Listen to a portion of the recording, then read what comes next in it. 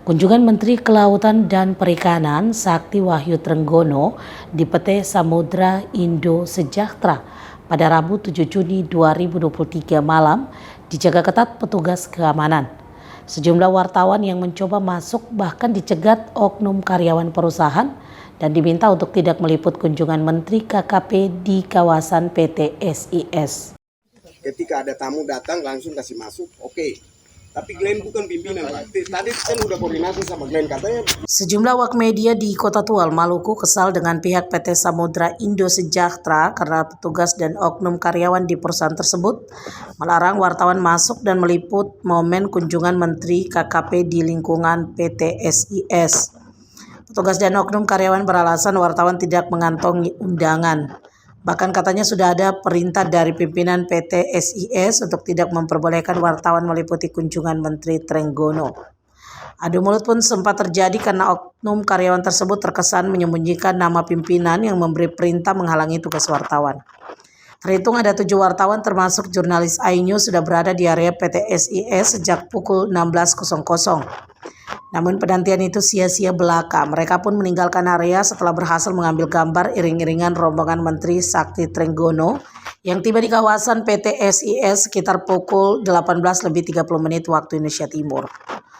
Caretaker Ketua PWI Kota Tual Abdullah Tusiek mengaku geram dan prihatin atas tindakan pihak PT Samudra Indo Sejahtera yang memang kerap melarang wartawan meliput kunjungan pejabat negara di kawasan perusahaan milik Tommy Winata itu. Atas insiden itu juga, Abdullah bersama pengurus PWI Kota Tual berencana akan menempuh jalur hukum.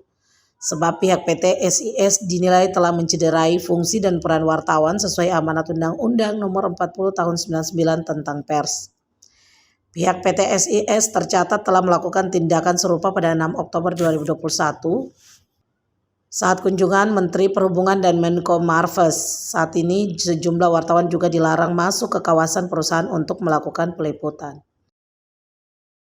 Selaku Ketua PWI Kota Tual merasa kesal dengan apa yang tindakan yang dilakukan oleh pihak PT SIS, yang mana wartawan itu tidak boleh dihalangi sesuai dengan koridor undang-undang yang berlaku. Maka yang perlu kami pertanyakan di sini bahwa yang hadir dalam kunjungan ini adalah menteri, ini salah satu pejabat publik. Dan dalam kunjungan ini perlu publik juga mengetahui bahwa tujuan kunjungan menteri itu sendiri seperti apa. Namun yang dikesalkan adalah kenapa wartawan dibatasi untuk hadir dalam peliputan itu.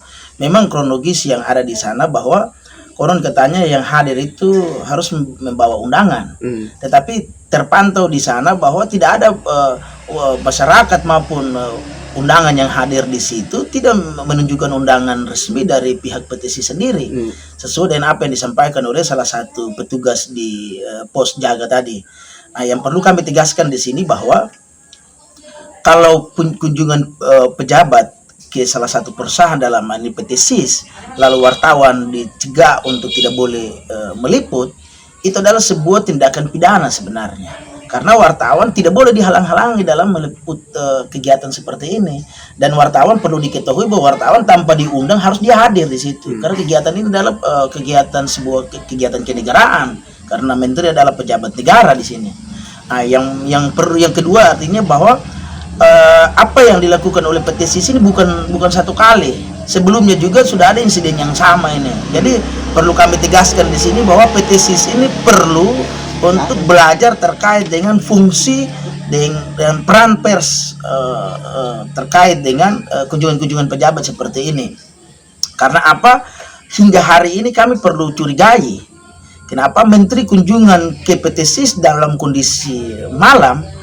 Ini perlu dipertanyakan, ada apa ini? Kenapa kunjungan menteri harus malam ke situ? Lalu kenapa kami harus wartawan tidak dilibatkan?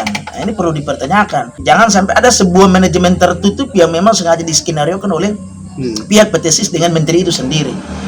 Yang pada prinsipnya adalah bahwa ini kalau sesuai ketemu merujuk kepada regulasi mindset peran wartawan, di situ ada konsekuensi hukum. Dan kemungkinan besar dengan insiden ini kita akan koordinasi dengan organisasi PWI di provinsi maupun di pusat. Dan langkah yang berikutnya apabila ada respon dari sana kita akan bilang ke hukum. agar ada efek jerah. Di kemudian hari jangan lagi ada tindakan-tindakan mencegah wartawan seperti begini. Karena insiden-insiden seperti ini sangat memalukan dan sangat mencederai institusi pers itu sendiri. Maka kita optimis dalam waktu dekat kita akan melakukan langkah proses hukum. Dari Maluku Kota Tual, Gary Gamel, kontributor iNews melaporkan.